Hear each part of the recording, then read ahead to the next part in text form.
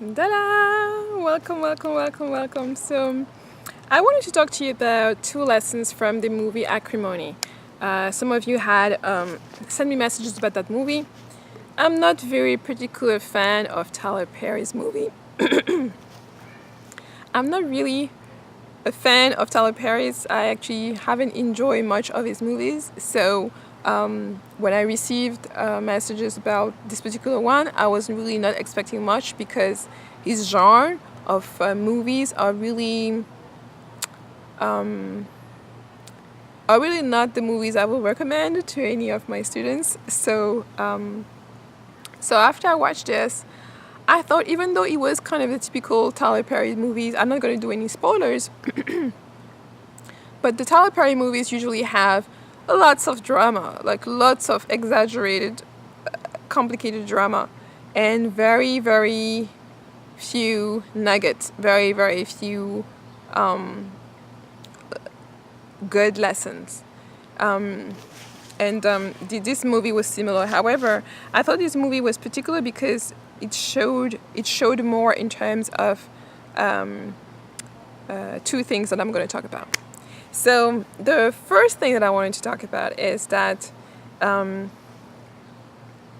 is the ability of love, the ability to love, and I think it is one of the common thread in those movies. But I think in this movie in particular, we are able to see, I think for the first time, two people who love each other deeply and dearly, who have aspiration for their couple, and even though they fall apart, the love and the respect, I'll say, and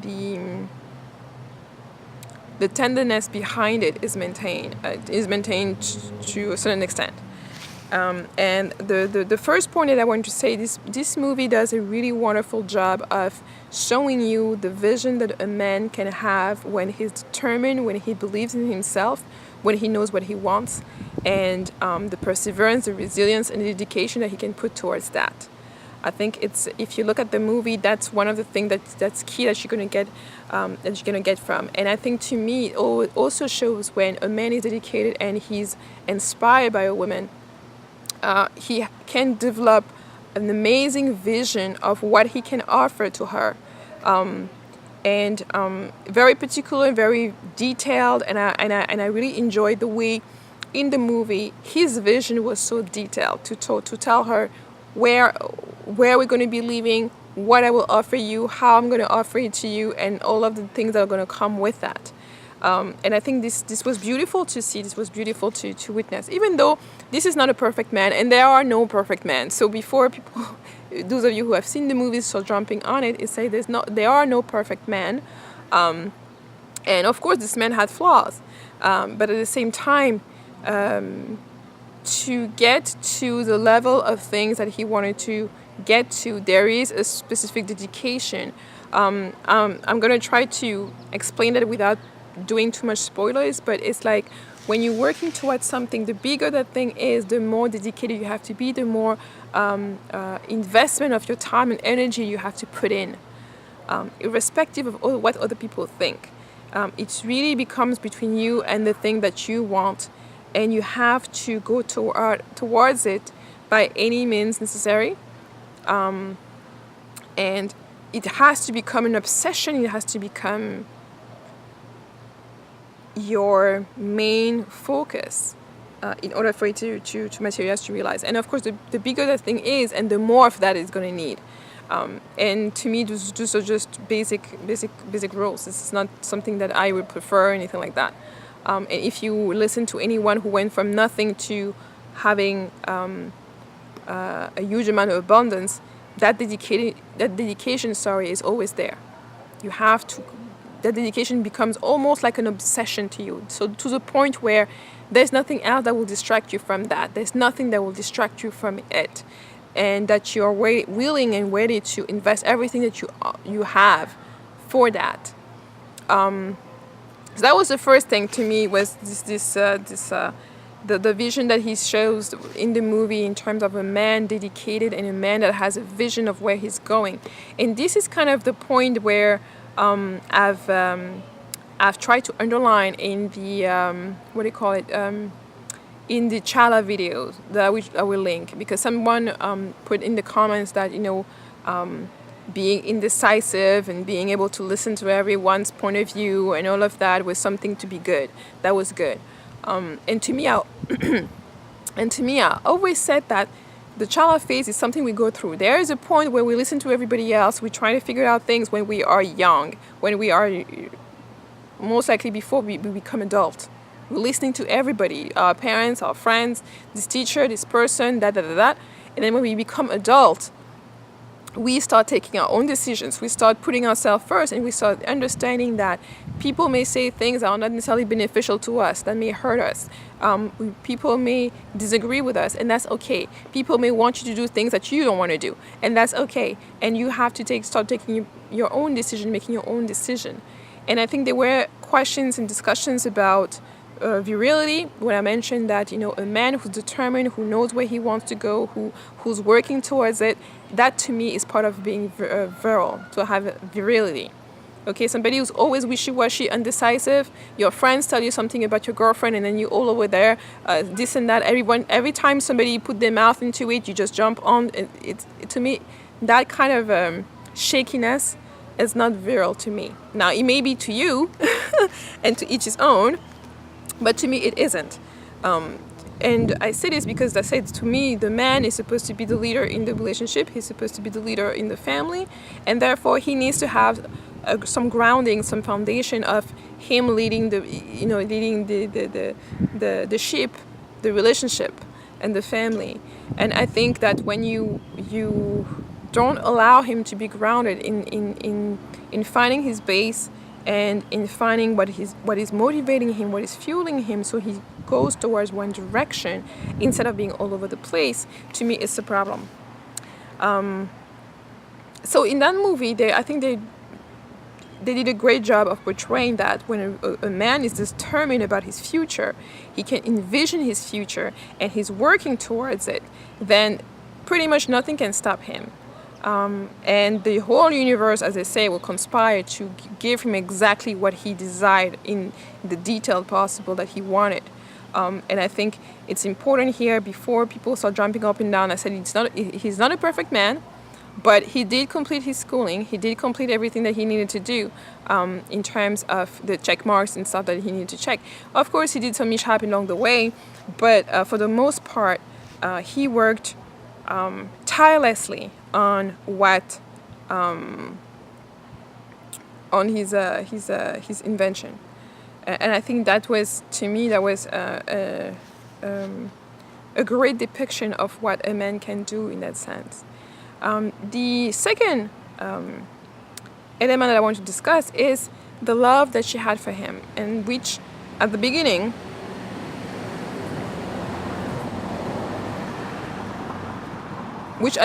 was unconditional. She really loved him with all her beings, and she was willing to put everything and to pour anything within on him so that his vision could be fulfilled. And I know that being in love and loving, it's like becoming less and less popular, and you see people telling you that don't focus on love, focus on what you can get out of somebody, focus on the tricks that you can do, or focus on this and that and that. But to me, love is a big part of it. Love is something. If there wasn't any love, I probably wouldn't have come back here. And that's me. That's just me. For some people can manage to live without it. Can pretend to have it, and all these different things, to each his own. I do think that love is important, and that sometimes it is love, and sometimes love alone that maintains and enables you to do things that you wouldn't be able to do just with your logic and your strategies. But again, that's just my own take. And so in the movie, we see that she, at the beginning, loved him really unconditionally, with his flaws, with his attitude, and she accepted his vision, and she was willing to pour whatever she had into his vision. And of course, it wasn't easy. Big, great thing that we want never come easy. They always come with challenges. They always come with asking us to be persistent, to be resilient in order for us to obtain them. What I see in that aspect of what she went through is that her relationship didn't work out because she completely because she stopped to love him. Number one, she never stopped loving him. Number two is because she started being open to what other people had to say. You know, that friend who's telling you this and who's telling you that and who's actually asking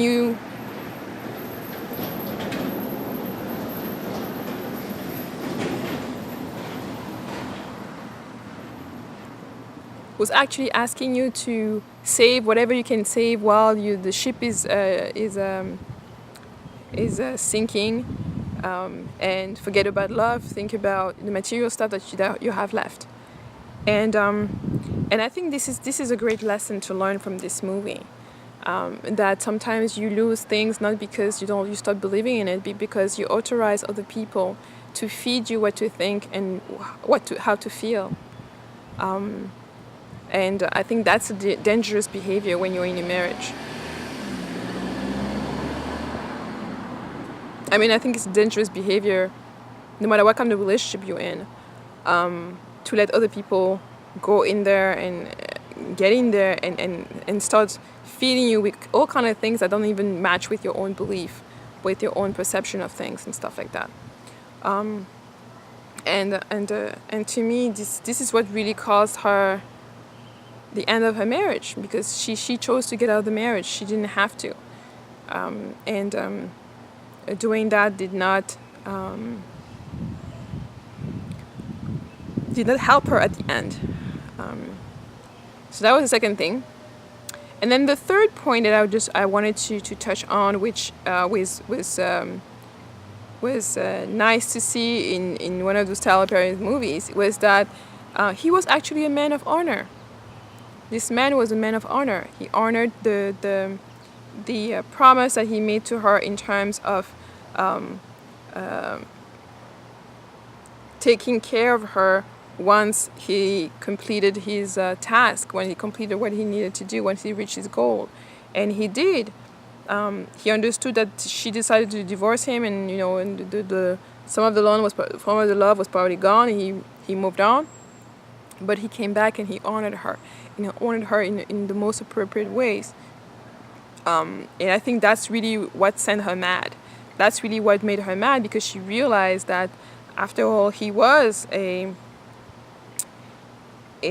really dedicated person, and he did actually love her for all of the things that he managed to bring to her once he reached his success. And I think it's just unfortunate that one, she wasn't able to see that this early on, and two, that once she saw this, she couldn't just take that as a lesson and move on. And I think that's when the movie kind of went wrong. I think this whole drama at the end was not necessary. I think she could have just moved on with everything else that she had now and start over and have a really nice experience. So I think this was interesting in terms of seeing that and seeing how matters of the heart can lead you to be insane, become insane. But again, it's something that you have. This is why, to me, it's so important that you are in touch with your emotions and that you oftentimes take a step back to discern what is happening. Is this something you really want? Is this something that other people want for you? And what is your gut really, really telling you? Because sometimes when you follow what you want, it may not align with what other people want for you, but it may be in your ultimate greatest goal. And I know this is a movie, so it's not for you to take this and have this as a blueprint in your life. But I think there are few nuggets here that you can take in terms of not to let other people distract you. And that we've seen that in later on in the movie, when she found out certain other things, she starts seeing how other people who were talking to her were motivated by something else, and that ultimately the flaws that were always being pointed out with other people into her marriage were flaws that exist in every other marriage, and things that are difficult. The other thing in terms of the husband that I found interesting was that he knew his worth. he knew that his idea was brilliant, and he wasn't willing to compromise for nothing, even though it was brutal of him to have stick to its guts, even though when he needed the money, and that the family could have been ruined and all of this different stuff. I think this is the Killmonger effect that I'm talking about. When you know something that you deserve and you are not going to sell for anything less. Okay, the Killmonger effect doesn't need to be all shadow. It doesn't need to be violence and all of that. It can be used as an inspiration for you to set your standard and stick to it, to set your vision and things, the goal that you want, and stick to them and accomplish them. And I think that's part of the thing that we see with him. When he was dedicated, he said, I'm going to become a millionaire, a billionaire, or whatever. And I will not stand for anything less. I will not stand for a few thousand, $100,000 when I'm supposed to get millions. And I think that's part of the movie when I actually started really, truly admiring this guy and saying, okay, he has, not only does he have guts, but he has dedication. And from that point when he came back and he started explaining himself, I think that would have been like a turning point where she should have turned around. She should have turned around and chose to be, to align with his vision until the end. And I think that's when we're talking about marriage and we're talking about going through the best and the worst. Sometimes you have to go through certain worst in order for you to get out, for you to advance and to reach what you want to reach. And I think that's when you give up, then you can't expect afterwards to receive more than what you were willing to give up. Even the little that he gave her was already way, way more than what she could have even expected, either with him or even after she wanted to divorce him. She divorced him. And I think it's important to see that. Yeah. So I mean, this is a quick. This is a movie that actually got me thinking about the willingness. What are you willing to overcome? What are you willing to do to get to the point where you want to get? And I think it also underlines the sacrifice and the pain that you have to go through to get something that's big. And I say the sacrifice and the pain because even though the movie is very accented, is very pushing towards her pain in terms of, feeling humiliated because she had all the money and she sacrificed her money and her mother's house and blah, blah, blah, and poor her, because it's pushing to you and making you perceive it as her sacrificing it, instead of pushing you to perceive it as her investing in her marriage, investing in her relationship. Which if he was a man doing that, nobody will have any problems. Nobody will worry about, he's doing all those different things and stuff like that. So at the same time, they're presenting her investment in the relationship and the marriage like a sacrifice to her that, and a sacrifice that's emphasized that she may not never get back, that he's going to cheat on her, all those different negative things around it. Because it was never kind of like, the movie does not give you room to celebrate the fact that she's actually supporting her man in what he's doing. I mean, you do have the few moments where you see her doing it joyfully, like his graduation and things like that. But for the most part, all of that is surrounded with lots of negativity. Now, what element that we don't really see about him is his pain and his sacrifice. We do understand that he reluctantly come to her for the money and all of that, but I think it's not shown in a more responsible, respectable way. It's only at the end that we understand that how sincere he had been throughout the whole thing, throughout the years of marriage and all of that. And I think they could have done a better job of showing that early on, so that we do have this more that people watching will have a lot more empathy towards him, instead of thinking he's a player, he's a con artist, and all the different stuff that's insinuated in the movie. And a lot of people that I've discussed who watched the movie had this impression. For me, I was just more on a wait and see. Wait and let me see what he's trying to do. Rather than right from the get-go thinking that he was a con artist or anything like that. And I think they could have done that. I think it was purposeful that they wanted you to see this man less than what he was, so that you can get the shock at the end. But I think at the same time, it would have done a better good to nuance that from the beginning, so that people could actually understand that he, as a man, he went through a number of humiliation in order to get where he was. Humiliation in terms of asking for his asking her the money to finish his education, in terms of asking for the money to work on whatever project he was working on the invention and stuff like that, and that his inability to even be able to care and provide for her properly. And that's a wound that we see hurt him deeply in the movie. And I think there's not enough emphasis on that. I think it's some of the people who watched the movie and with whom I've discussed were kind of insensitive towards that. Maybe it's because of their own perception or the experiences that they've had. But to me, I've seen a lot of pain, and especially that scene when he learned of the divorce.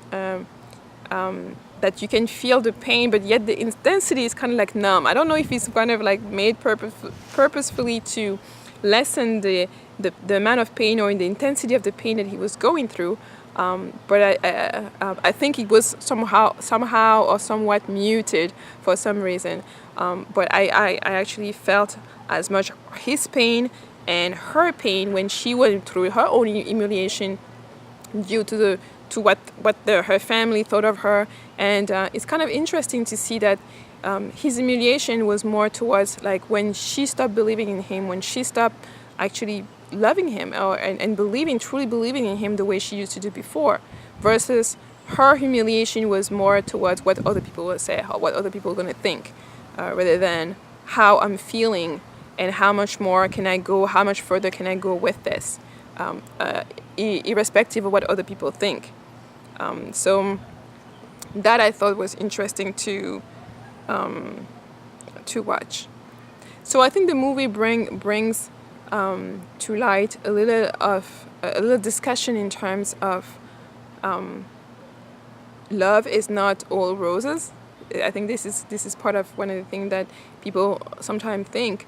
There is work to be done, there's still sacrifice to be done, there's still difficulty and challenges, even when you're in love, even when the person that you want to be with is in love with you and all of that. It doesn't mean things are going to go all smooth and stuff. It may mean that you may go through certain things. And I think it underlines the fact that, people say, we get married for the best, and you're also married to go through the worst, and go through the worst together and come out on top. But most people, their real resilience is not in the worst. The resilience is in the best, and beyond that, they will call it quits. And I think it's interesting to see this the way it's portrayed in that movie. So if you've seen it, of course, please do leave your suggestion, your commentary below in the comments. And if you haven't, then maybe you want to take the time to go and watch the movie if you have the time, if you're inclined to do so. And otherwise, I will see you in the next video. Bye bye.